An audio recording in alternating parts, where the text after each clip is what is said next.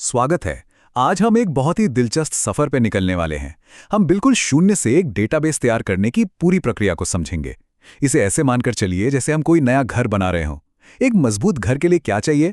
एक शानदार ब्लूप्रिंट और सही ईंट गारा, है ना? बिल्कुल उसी तरह डेटाबेस की दुनिया में वो काम SQL यानी स्ट्रक्चर्ड क्वेरी लैंग्वेज करती है। तो चलिए इस तकनीकी उलझन को सुलझाते हैं और इसे एक मजेदार ढांचे में ढालते हैं। आगे बढ़ने से पहले जरा लेव मैनोविच के इस शानदार विचार पर गौर करते हैं। आज समस्या सही छवि बनाने की नहीं है, बल्कि पहले से मौजूद छवि को खोजने की है। बिल्कुल सटीक बात है। आज हमारे पास डेटा का समुंदर है। असली सिरदर्द उस डेटा को पैदा करना नहीं है, बल्कि उस ढेर में से अपने जरूरत की चीज को तुरंत और बिना किसी गलती के ढूंढ निकालना है। और यहीं पर डेटाबेस एक असली गेम चेंजर साबित होते हैं। तो आज का ये पूरा सफर इन 5 आसान पड़ावों से होकर गुजरेगा। पहला, यूनिवर्सल डेटाबेस लैंग्वेज। दूसरा, डेटा के प्रकार और उनके नियम।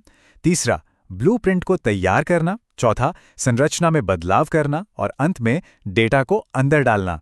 घबराने की बिल्कुल जरूरत नहीं है। हम इस पूरे तकनीकी काम को बहुत ही आसान स्टेप्स में समझेंगे। पहला हिस्सा, यूनिवर्सल डेटाबेस लैंग्वेज। ये जो स्क्रीन पे काली सी विंडो दिख रही है ना, बस ये ही हमारी असली कंस्ट्रक्शन साइट है।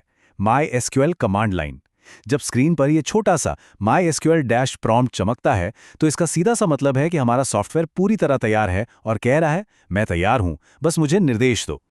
अब यहाँ काम करने के कुछ बहुत ही आसान और बुनियादी नियम हैं। सबसे अच्छी बात यह है कि SQL कोई एलियन भाषा नहीं है। ये आम अंग्रेजी के वर्णनात्मक शब्दों का इस्तेमाल करती है। ये केस इनसेंसिटिव भी है, यानी सैलरी छोटे अक्षरों में लिखें या बड़े अक्षरों में, इसके लिए दोनों बराबर हैं।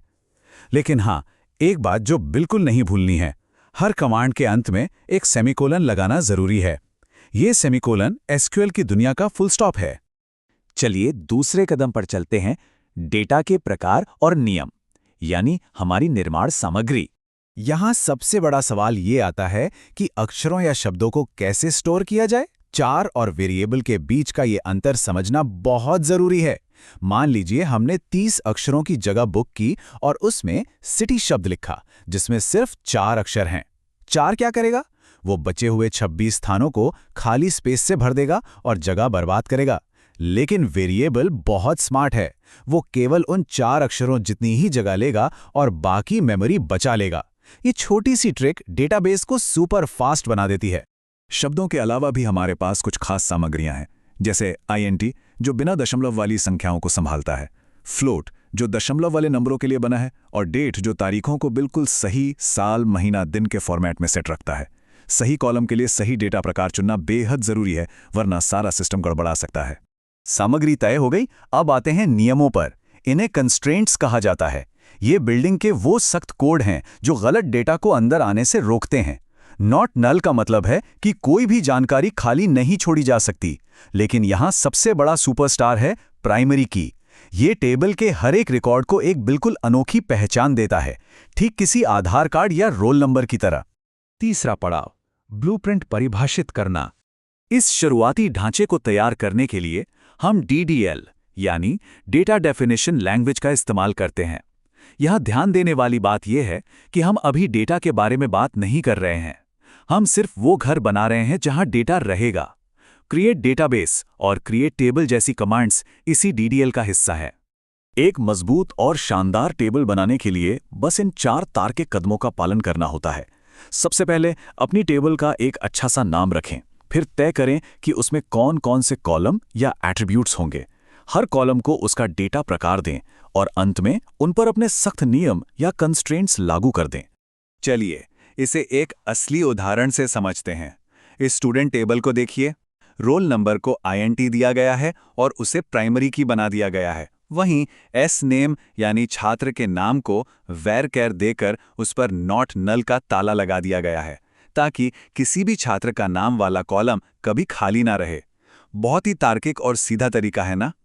आगे बढ़ते हैं चौथे हिस्से की तरफ, संरचना में संशोधन। अब मान लीजिए घर बन गया, लेकिन हमें अचानक याद आया कि एक खिड़की तो भूल ही गए। क्या पूरा घर तोड़ेंगे? बिल्कुल नहीं। यहीं पर ऑल्टर टेबल कमांड एक जादू की तरह काम करती है।